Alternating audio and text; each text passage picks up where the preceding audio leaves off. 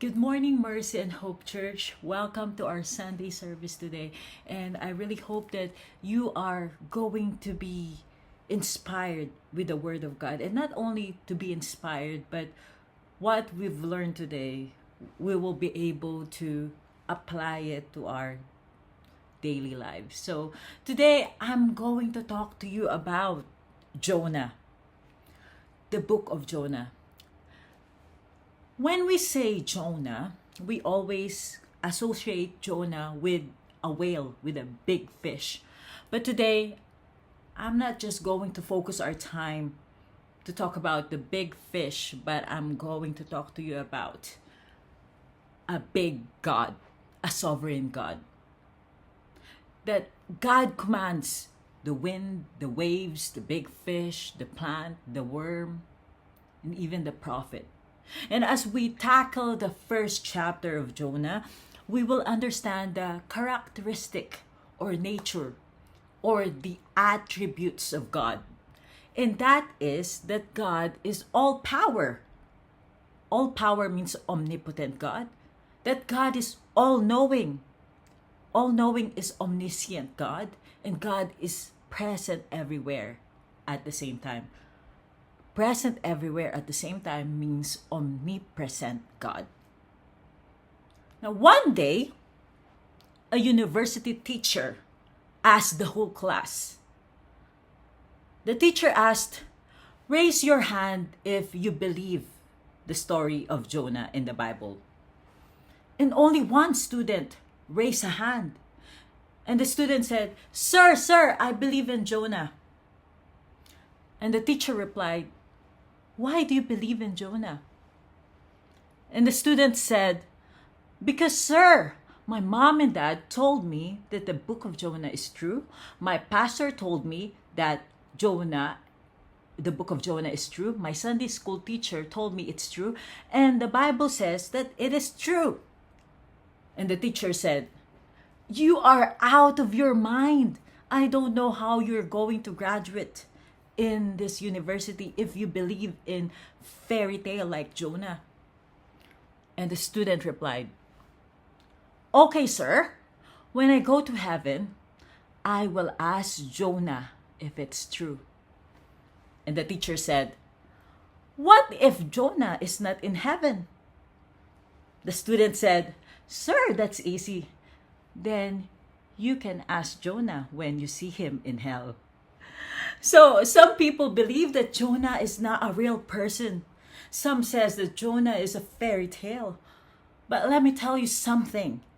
Jonah is a real person with a real parents who is a real prophet and lived in a real place, which was mentioned in 2 Kings 14:25.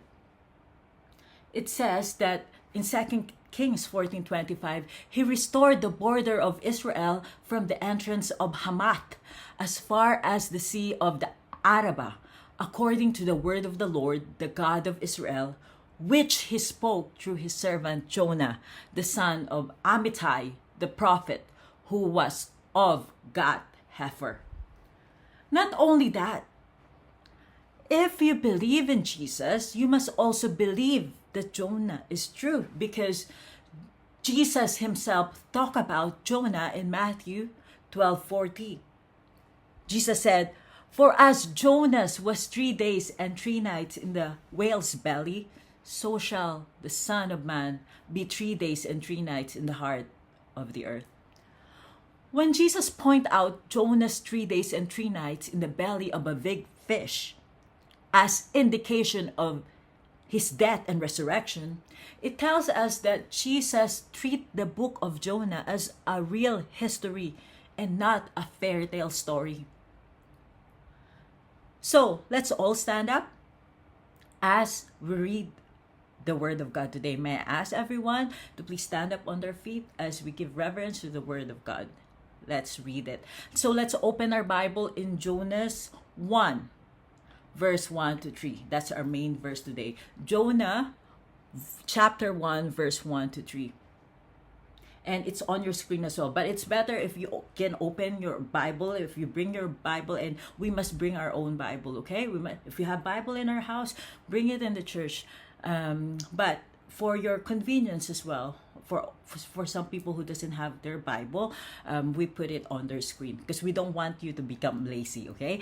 So, Jonah chapter 1, verse 1 to 3, it says, "Now the word of the Lord came unto Jonah, the son of Amittai, saying, Arise, go to Nineveh, the great city, and cry against it, for their wickedness is come up before me." But Jonah rose up to flee unto Tarshish from the presence of the Lord, and went down to Joppa. And he found a ship going to Tarshish.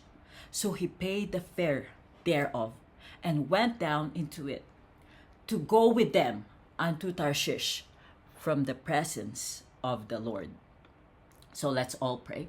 Lord God, we love you. We thank you for this day, Lord God. We want to honor you today with the reading of the word. Thank you for the word that gives us life, Lord God, that gives us knowledge and wisdom, that give us direction, Lord God, to where we're going to go, what we're going to do, to give us guidance and discernment, Lord God, to give us inspiration, but also to transform our lives, Lord God, to change us from the inside and out. Thank you for the word, for the living word, for Jesus Christ, who died for our sins, for his blood that was shed on the cross, and that we are so thankful and grateful, Lord God. And because of that, Lord God, we are freed. We are now the children of God, and that we are now can have the liberation, Lord God, from we have now freedom from our sin, from the law of sin, Lord God, and we have now freedom from Satan, from evil works. We can do what pleases you, Lord God, because we are free and because we love you, Lord God, and we want to obey you. We want to please you, Lord God, and we want to make you first in our lives. And thank you, Lord God, for your goodness and mercy. We want to honor you today. We want to praise your name on high. We want to lift your name on high. And we want to declare that the name of Jesus Christ is our Lord and Savior, for the glory of the Father. In Jesus' mighty name, amen and amen. So today, I want to talk to you about the book of Jonah. It is unfortunate because the book is not about a big fish or a whale. Unfortunately, we have become so attracted and infatuated with the big fish that we miss the big God. Jonah is a book about God, not a book about fish. The book of Jonah is not even a book about Jonah. So let's trace God in the book. But first, I wanted to start with our right understanding as we talk about the book of Jonah. So, let me repeat, the book of Jonah is a book about God. It says in Jonah 1:1, "Now the word of the Lord came unto Jonah." It says in Jonah 1:4, "But the Lord sent out a great wind into the sea." In Jonah 1:17, "Now the Lord had prepared a great fish." In Jonah chapter 2, verse 10, "And the Lord spake unto fish." Jonah 3:10, "And God saw their works, and God repented of the evil." Jonah 4:6, "And the Lord God prepared a gourd." Jonah 4:7, "But God prepared a worm." Jonah 4:8, "That God prepared a vehement east wind." Jonah is a book about God. So if you get too mesmerized about Jonah, or if you get too amazed and stunned with a fish, then you have missed the whole point of the book of Jonah. Because these 4 short chapters of Jonah, it's only 4 chapters, it's only 2 pages. You can read it in 2 minutes. Actually, the whole book, you can read it in 2 minutes. I tried it and I finished it in 2 to 3 minutes. But when I studied it, it took me few good weeks, many weeks, to only study 1 chapter. So, this 4th chapter of Jonah is all about God. Although this book has only 4 short chapters, This book is nothing short of divine revelation of God's nature as God reveals himself in these 4 chapters of this book. In fact, when you read your Bible, and we always encourage you and ask you to read your Bible, when you read your Bible, you always look for God because the Bible is the revelation of God. So let's talk about the fish briefly because I know everybody wants to know about the fish. We're going to call it a fish called grace because that's what it was in the life of Jonah. It's a grace. Now, before we go further, let's talk about Jonah, the prophet. In Jonah 1:1, we read that, "Now the word of the Lord came unto Jonah, the son of Amittai." Jonah means dove. Jonah is the son of Amittai. Amittai means my true one.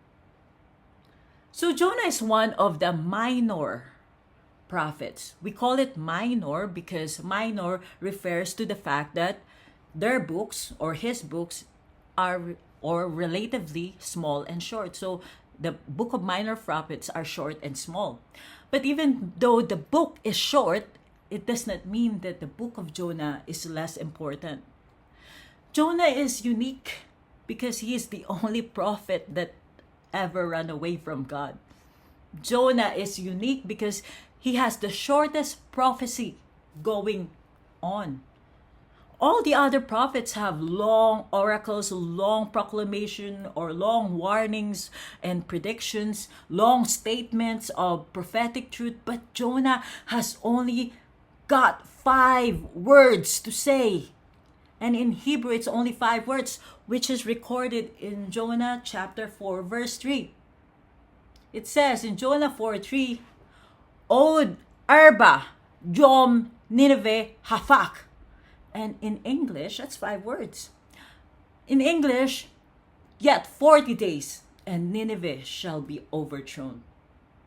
So those are the 5 words in Hebrew. So Jonah got a real quick message here.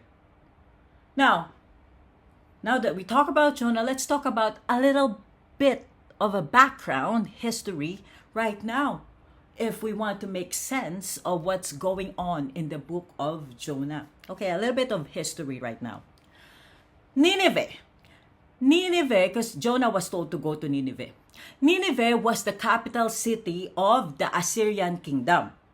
Now, the kingdom of Assyria was the world power at the time. They were wicked people, the Assyrian people. And the Assyrian Empire covered the area from Iran all the way to Egypt. Now, Nineveh was located in what we know today, Mosul, Iraq. So, Assyria, being the empire, is located northeast of Israel, of about 550 miles north of Samaria. Now, at this time, Israel has been divided into 2 kingdoms. Israel has been divided because of the sin of King Solomon. The Bible says that Solomon loved many women. King Solomon became distracted from God by his love for many ladies. You want to know how many wives and mistresses or concubines King Solomon got? It will blow your mind, okay? King Solomon had 700 wives and 300 concubines or mistresses. Solomon is the ultimate lover boy in the Old Testament. It says in 1 Kings 11:3, he had 700 wives, princesses, and 300 concubines. And his wives turned his heart away. And as a result of being womanizer of Solomon, God divided the Israel into 2 kingdoms. We have the southern kingdom and the northern kingdom. Now, the southern kingdom of Israel, or AKA, as known as, alias, Kingdom of Judah, it consists of 2 tribes only, the tribe of Judah and the tribe of Benjamin. which was retained to the son of Solomon named Rehoboam. On the other hand, the northern kingdom of Israel, or aka as known as alias Israel or Ephraim, it consists of 10 tribes, and it was given to the servant of King Solomon named Jeroboam. Now, Clabel, why you are telling me all this history? Okay, you will know later why. So according to 2 Kings 14:25, Jonah made a prophecy that Israel would expand its borders and become greater under Jeroboam II. Okay? So we're talking about the northern kingdom. It will expand under the leadership of Jeroboam II. It says in 2 King 14:25. He restored the border of Israel from the entrance of Hamath as far as the sea of the Arabah, according to the word of the Lord, the God of Israel, which he spoke through his servant Jonah, the son of Amittai, the prophet, who was of Gath-hepher. And that's what happened. The northern kingdom of Israel under Jeroboam II expanded their borders. They became great by invading much of the nation of Syria. Now, you know what happens when we become so successful and we become so blessed? When things are going good, we have a tendency to forget God. When things are going bad, prayer meeting is becoming a must. Must be important. When things are going bad, coming to church is a priority. But when things are going well, God gets just a little bit of time and energy from us.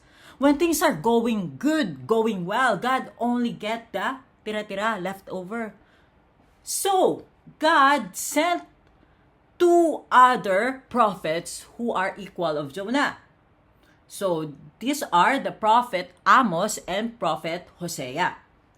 So, Amos and Hosea were prophesying at the same period as Jonah. So, we have 3 prophets, Amos, Hosea, and Jonah, operating, prophesying all at the same time. So, Amos' message is, repent, Israel, because you, Israel, became prosperous as a nation, and you, Israel, ended up having a fake worship and injustice in your nation. So that's Amos' message. And on the other hand, Hosea's message is, Israel, repent from worshiping other God. Even though you're worshiping other God, God's love for you, Israel, is loyal. So, Reverend Amos and Reverend Hosea prophesies that Assyria will going to destroy Israel if Israel don't repent from their sins. They said, watch out, Israel, you became prideful because you became the great nation. But God is going to raise up Assyria, and Assyria will destroy you if you don't repent. Now, on the other hand, God told Prophet Jonah, okay, Amos and Hosea, you go to Israel and tell them to repent. And then God told Jonah, Prophet Jonah, you go to Assyria, the city of Nineveh, and you tell the Assyrian people that their wickedness and evilness has come up to my nose, because God have already enough of their wickedness, and they are in trouble. It says in Jonah 1, verse 2, arise, go to Nineveh, the great city, and cry against it, for their wickedness is come up before me. Now, the phrase wickedness has come up before me, we can translate that in modern English, meaning enough is enough. God said, I am sick and tired of you, Assyria. Your sin had reached up so high, up to my nose. And it come to a point that God had to send Jonah to warn the Assyrian. And God would judge the Assyrian accordingly if the Assyrian did not repent from their wicked ways. Now, the Bible says when Jonah heard the Lord's command to go to Nineveh, Jonah did not respond appropriately. So instead, Jonah goes to Nineveh as the Lord commanded. Instead, he should be going to Nineveh and obey the Lord. It says in Jonah chapter 1 verse 3 says, "But Jonah rose up to flee unto Tarshish from the presence of the Lord." Now, Tarshish is Spain. Spain is in western Mediterranean. So Jonah was told to go to east to Nineveh, but instead Jonah went to the opposite side, to west, far west, to Tarshish, to Spain. Now, the question is, so Nineveh is in Iraq, but he instead went to Spain on the opposite side, okay? So there are two possible. Now, the question is, why is it that Jonah was running? Why is Jonah was running? Now, there are two possible answers as to why Jonah was running away from God. And one of which I have already given you. Remember, Reverend Amos and Reverend Hosea are saying, Israel, if you don't repent, God is going to use those evil Assyrian that lives in Nineveh to destroy you, Israel. So you better repent now, Israel. Now, Jonah is not a fool. Jonah knows that the only reason God wants him to go to Nineveh is to offer the Assyrian an opportunity to repent. Jonah knows that if God was just going to destroy Nineveh straight away, God could have sent fire and brimstone from heaven like what happened with Sodom and Gomorrah. So Jonah knows that God is merciful, that he will forgive the Assyrian if they repent. Now, Jonah knows that God is so merciful God. So the fact that Jonah goes to Nineveh, that Jonah must go to Nineveh, it means that there is an opportunity for the Assyrian to repent.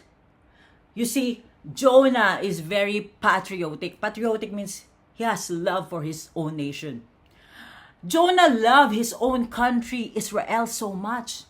And Jonah doesn't want to see the Assyrian, the enemy of Israel, the Assyrian, to repent. Because if Assyrian repent for their sins, then it means that God can use the Assyrian to destroy his nation, Israel, if Israel don't repent.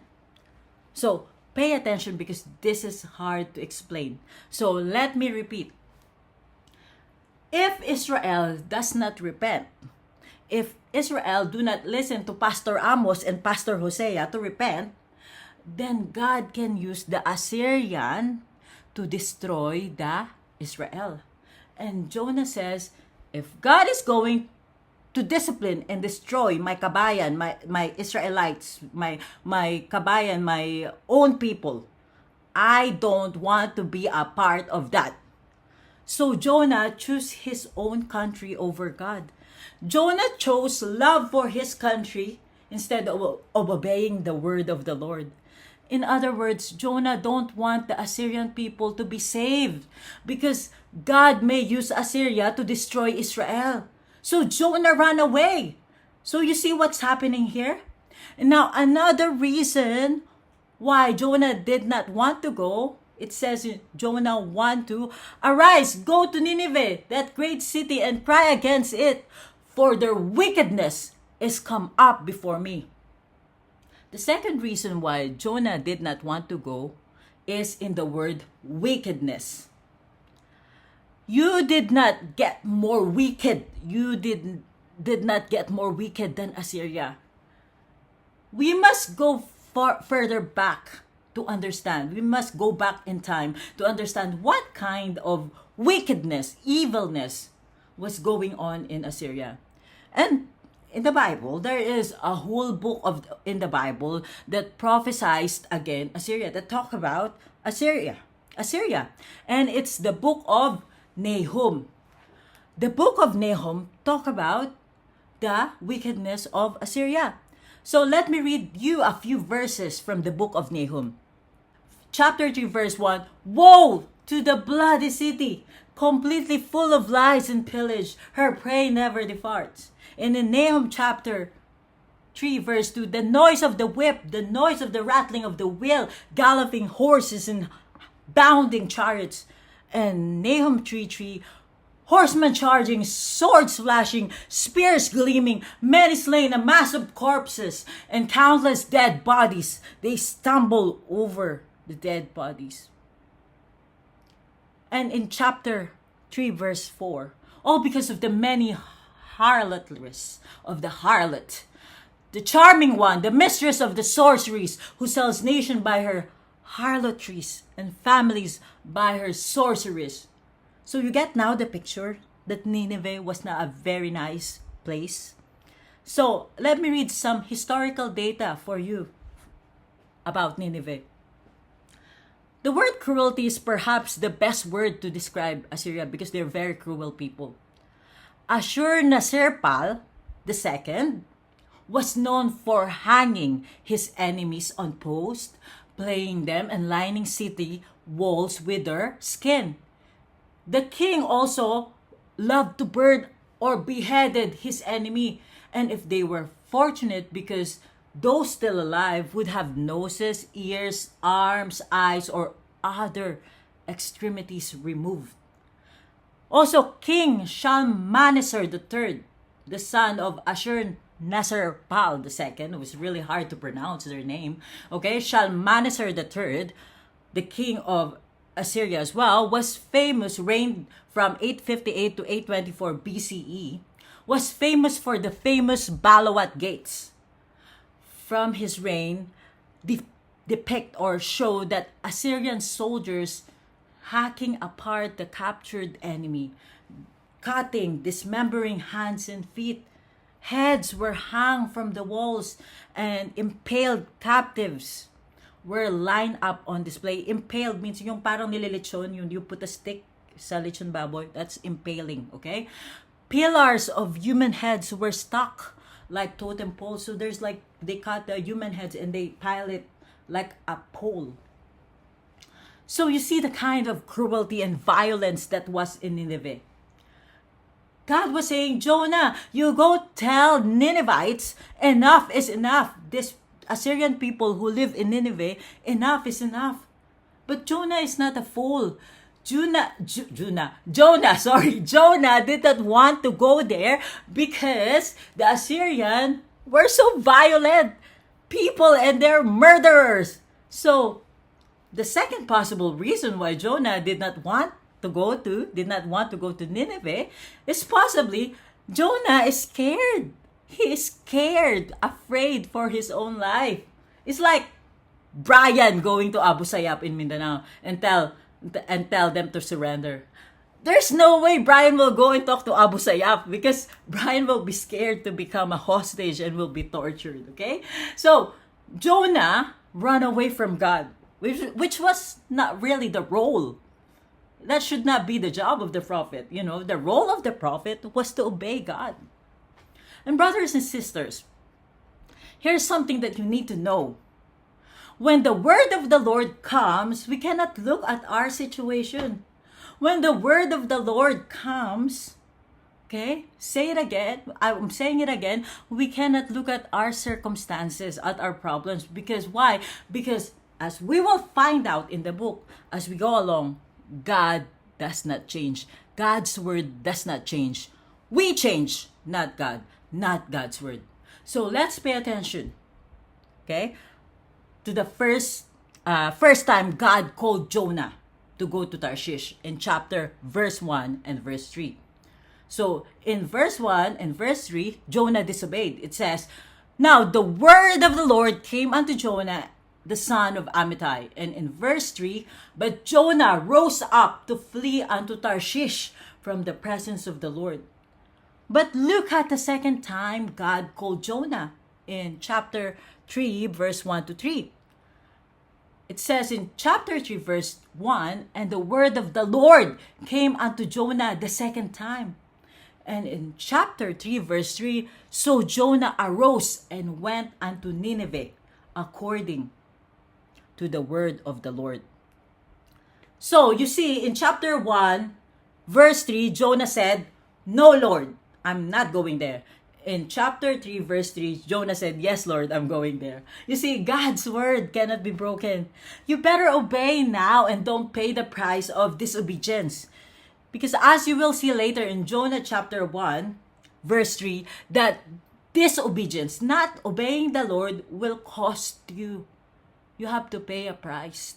There's a price tag to pay for the disobedience. It says in Jonah 1:3, so he paid the fare thereof and went down into it to go with them unto Tarshish from the presence of the Lord. So Jonah paid the price. Jonah paid so there's a price tag of disobedience to go to Tarshish. My brothers and sisters, when we disobey God, we ended up paying the price. Not only us, but the people around us as well. Our children, our family, our parents, our husband and wife ended up paying the price for our disobedience. You see, what you need to understand is that the seaman in the boat with Jonah, they have to throw some of their cargo to the ocean. And by losing some cargo, they also lose some profit. They also lose some money because they have to throw the cargo to the ocean so it can be light. The boat will be light. And it could be possibly led to salary deduction, And who gets affected if daddy don't get paid in the job? The family, the children, the wife, the parents. So, our disobedience not just only affect us, but also affect the people surrounding us. It says in Jonah 1:5, then the sailors became afraid, and every man cried to his God, and they threw the cargo which was in the ship into the sea to lighten it for them. So Jonah and the seaman and the seaman's family ended up paying the price for Jonah's disobedience. Because when you walk with God, God pays the bill. But when you go on your way, you pay. Jonah paid. He paid for his ticket. And the reason some of us are struggling, and not only that, he paid because he got swallowed by the fish. And the reason some of us are struggling in life right now is because we're paying the bill. Because we're not in the will of God. We are not obeying the will of God in our lives. But if we place our life under the will of God, God will gladly pay the bill. So, do we have some people here doing some payment? You're paying a high price, but you know the tragedy. The tragedy is to stay out of God's will and continue to pay. You need to pay. You need to consolidate that loan. That is, you must get serious about turning your life over to the Word of God. Come back to God because God is the only one who can afford the payment. Repent from your sins. Repent from repent from our sins. And we make a complete U-turn. Turn your life to God. We need to make a firm decision to obey God with all our hearts, with all our soul, with all our minds, despite of what's happening surrounding us, despite of our circumstances. So, what direction did Jonah took when he ran away from the Lord? What was his direction when he disobeyed? The answer is downward direction, downhill. It says in Jonah 1:3 instead, and he went down to Joppa, and he found a ship going to Tarshish. In Jonah 1:5, but Jonah was gone down into the sides of the ship. And Jonah 1:15, so they pick up Jonah and throw him into the sea, down the sea, and the sea stopped its raging. In Jonah 1:17, and Jonah was down in the belly of the fish 3 days and 3 nights.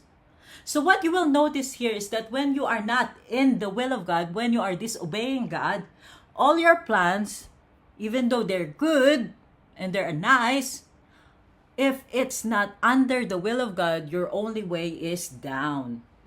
And unless we repent, not just merely confess, okay? Not just confess our sins, but we repent. Because we need to repent, as what we have seen in the life of Jonah.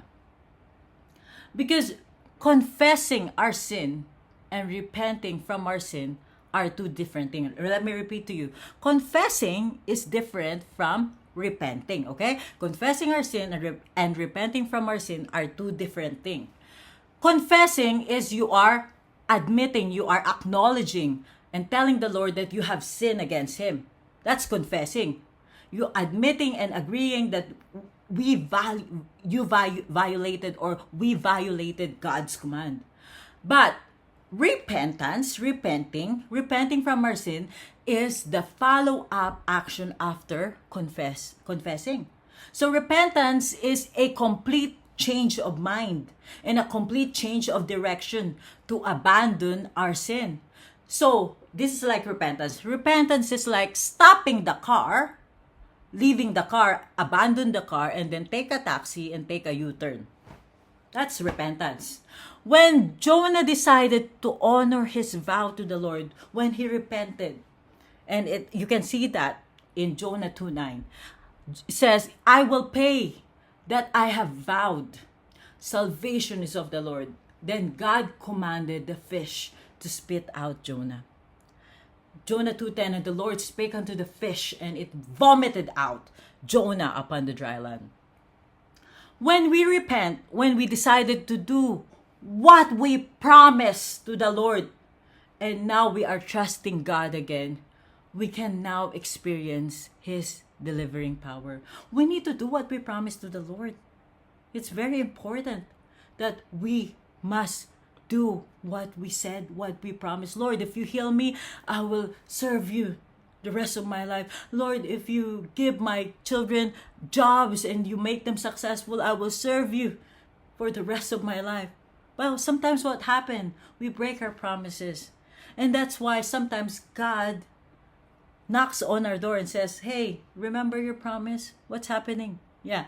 So God is going to rescue us from our bad situation, from our bad circumstances, when we repent and we decided to do what we promised to the Lord.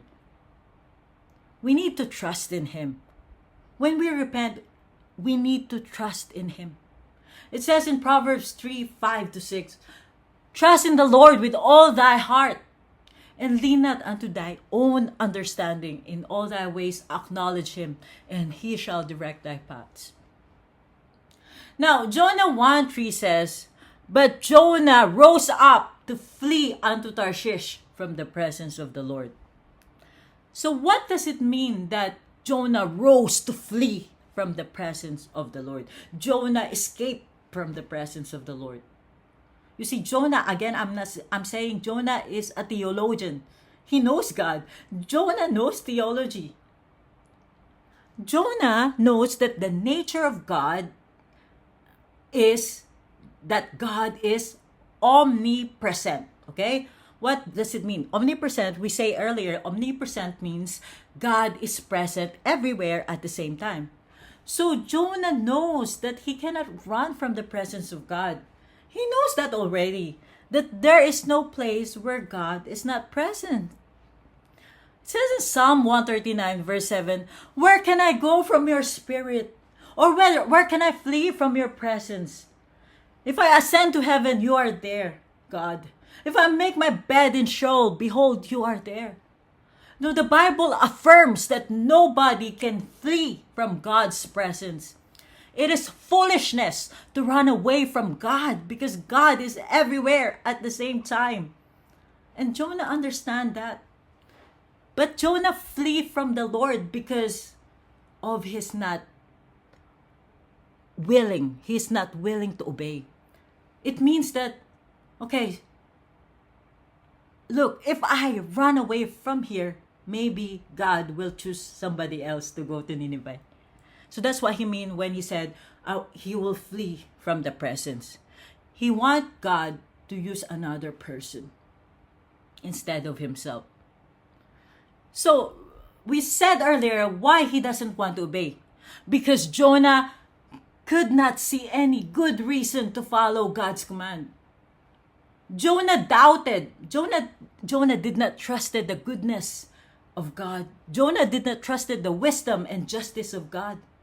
You know, sometimes we are like Jonah. We hear that God is commanding us to do something, but because we have knowledge, but our knowledge is limited, and because our situation does not agree to the word of God, so we ended up not trusting God. We doubt God. We doubt His goodness. We doubt His wisdom. We doubt His justice. Because we don't see the whole picture. Guess what? We don't know the bigger plan of God. All we see is what we see. But God sees everything. He's the eternal God. He knows the beginning from the end and end from the beginning. He's the Alpha and Omega. So God says that there are some secrets. It says in Deuteronomy 29:29, it says, let the secret things remain secret. Verse 29 says, the secret things belong unto the Lord our God, but those things which are revealed belong unto us and to our children forever, that we may do all the words of this law. God is not going to tell you all His business. He wants you to obey Him because God is sovereign. Sovereign means He's the final authority. He is the supreme ruler. God knows His business. He is omniscient. He is all-knowing. God knows everything. And I know that there's inconvenient things that God is asking you to do, because the trip to Nineveh isn't always easy. But if God says, I want you to go there, you better go there. You better obey. You better get on the first boat, get on the first tricycle, get on the first horse or first cow, first camel, go on the first plane. You better go. You better obey. Why? Because that's where God is going to do His plan. God is not gonna go and do His plan where you are. He wants you to go to Nineveh. You must obey so you can see God's plan happening in your life. You see, if being in a Mercy and Hope Church means anything to you and me, it means that being here in Mercy and Hope Church, we want to know what God says so we can do it. We want to know what God wants to tell us so we can do it. Some people says, oh, I love coming to Mercy and Hope Church because there's food. Some people say, I love coming to Mercy and Hope Church because they have a nice singing there, that nice dancing, yeah. I love to go to Mercy and Hope Church because, they teach Bible there, yeah. But brothers and sisters, this is not our goal, okay? This is not our goal for you to collect Bible verse and memorize it. It's not our goal for you to be fed in the church. Oh? That's not our main goal, okay? Our main goal, it's not our goal for you to entertain you or to keep you happy in the church. That's not our goal. Okay? It's not even our goal for you to memorize Bible verse, okay? Because the fact that you know a lot of Bible verse does not help the kingdom of God at all. Our goal, our main goal, why we are teaching you the Bible here in Mercy and Hope, so you can do what the Bible says. Luke 6:46, it says, and why call ye me Lord, Lord, and do not do the things which I say? But you say, Clovel, I don't like what the Lord is saying. It is very inconvenient for me, and I'm scared to do it. Listen to Isaiah 45:9 says, will the clay say to the potter, what are you doing? Or the things you are making say, he has no hands? So knowing that God is our creator, or the creator of all things, should make us hesitant to oppose God in any way. We must obey God because He's our Creator. It is foolishness to oppose our Creator because since God made us, God made you and me, God can also break you and me. God can also destroy you and me because He made you, He can destroy you. He made me, He can destroy me. It is foolishness to oppose our Creator because He made us and He knows what is best for us. It is foolishness to oppose our Creator because we owe the greatest obligation to Him because He saved us from our sin and we're going to heaven. And that is so much already to serve Him all the days of our life. You know, it's like you having children. You know, if you're a parent, you know, you gave birth to your children. And then, because you created them, you gave birth to them, you know what's the best thing for them. You see, in other words, a potter, yung gumagawa ng clay, yung gumagawa ng paso. A potter use a piece of clay and makes it into a flower pot. And if the flower pot says, I don't want to be a flower pot. I want to be a flower vase. I want to be a plate. I want to be a plato, a cup. But we better be glad we are a flower pot because you could have been a lump of clay, useful for nothing. Pwede lang hindi na tayo gamitin ng Panginoon, maging clay lang tayo. And we're just lying down there, useful for nothing. We have no use. Because we are complaining that God is using us for things that we are not happy. But we should be happy that God is using us to do His purpose, that He's giving us our purpose. To give Him glory.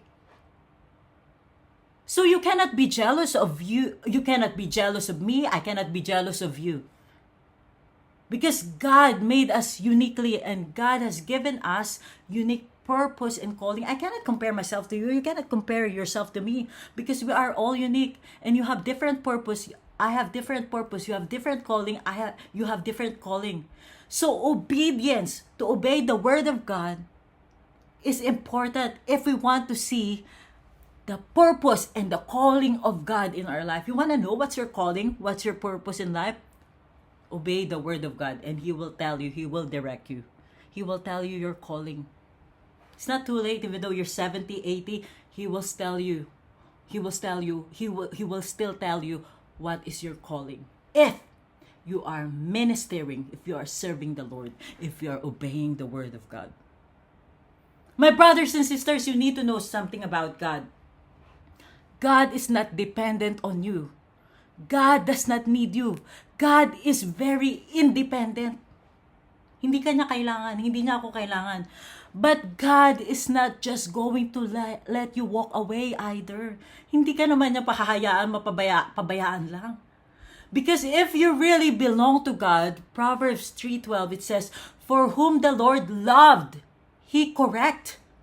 So yes, you can choose not to obey God. You can choose to be disobedient children of God. But if you are a child of God and if you run in the opposite direction, you will receive discipline and correction. Sabi pa ni Mama, in Mama's version, palo. Mapapalo tayo ng Panginoon. If you run in the opposite direction, if we disobey, if you are truly a child of God, you will receive from God discipline and correction. Not to harm you, but because God wants to mature you. God wants to develop you, to set you apart, to sanctify you, to make you become more holy, to make you become godly. You know, godly, righteous thing to do, like to become, to imitate the action, the attitude, the character, and conduct of Jesus Christ. To become more holy in our life, we're doing the righteous thing, the will of God. And for you to experience why God wants to discipline us and correct us, because He wants to mature you, He wants to sanctify you, to set you apart, and for you to experience peace in your suffering. He wants you to experience peace even though you're in the midst of discipline and correction. Jonah shows us that the sovereign or supreme will of God cannot be stopped. God will continue to chase you. God will patiently teach you. If you're the child of God, okay? He will continue to follow you, to chase you. He will patiently teach you. And so God can use you according to His will, according to His sovereign and supreme will. So like a clay, moldable and obedient to the potter, we must be moldable. We must be grateful and obedient to our Creator. So let's pray. Lord God, we love you. We thank you for this day, Lord God. How grateful we are, Lord God, that you chose us, that you created us, that you're molding us, Lord God, that you're using us, Lord God, for the purpose, for the advancement of the kingdom, Lord God, for your will, Lord God. And we know, Lord God, that your plans for us, Lord God, that you save us because we have good works to do, Lord God, that there's a purpose in our life. Why is it, Lord God, that you didn't took us to heaven straight away when we receive you, Lord God? Because we know, Lord God, you let us live here, Lord God, after we become Christian, Lord God, so that we can do your will and we can still be minister. We can serve ministers to serve our brothers and sisters and to serve you, to minister to you, Lord God, as well, to serve you, to serve the kingdom, Lord God. Thank you, Lord God, for showing us the right way, Lord God, Thank you, Lord God, for reminding us to obey you, Lord God, with all our hearts, with all our soul, with all our minds, Lord God, to trust in you, Lord God, knowing that you know everything, Lord God. You see everything, Lord God. You see the complete picture, Lord God, because we have limited knowledge, Lord God, but you are omniscient, you are all-knowing, you have full of knowledge. You are supreme ruler of all the earth, all the heavens, Lord God. Lord God, thank you, Lord God, because you love us, and that you're showing us the right way to live, to please you, not to disobey, Lord God. And when we disobey, Lord God, we repent from our sins, Lord. We confess our sins and we repent from our sins. We make a complete U-turn, Lord God. We return back to you, Lord God. And we stop doing all those things that offends you, that makes you angry, Lord God. All the sins, Lord God. Thank you, Lord God, for forgiving us. Lord, forgive us of our sins, Lord God. And we know, Lord God, that we are always sinning, Lord God. But every day, Lord God, we will going to ask for forgiveness, Lord God. And that we will repent. We will change our ways. We will change our attitude. We will not gonna do the things that really offends you, Lord God, that makes you cry, Lord God. Thank you, Lord God, for cleaning us from our sins, Lord God. We love you so much, Lord God. We thank you so much for the work of the Holy Spirit that lightens up, Lord God, enlighten our mind, our spiritual hearts and spiritual mind, so we can understand what we hear today and we can apply it in our daily lives. When we get home, when we talk to our friends, to talk to our children, we talk to our husband and wife, we talk to our neighbors, and we talk to our co-worker, Lord God, we know, Lord God, that what we hear today, we can apply it and they can see you in our life, Lord. We don't even have to open our mouth, Lord God. In our action, in our attitude, Lord God, they can see Jesus in our life. We love you so much, Lord Jesus Christ. We give you all the glory. We give you all the praises, all the adoration, all the worship belongs to you. All the praises belongs to you. Oh, we love you so much. You're an amazing God, and you're the only God that we're going to serve, Lord God. We'll serve forevermore. In Jesus' mighty name, amen and amen. Thank you, and God bless you.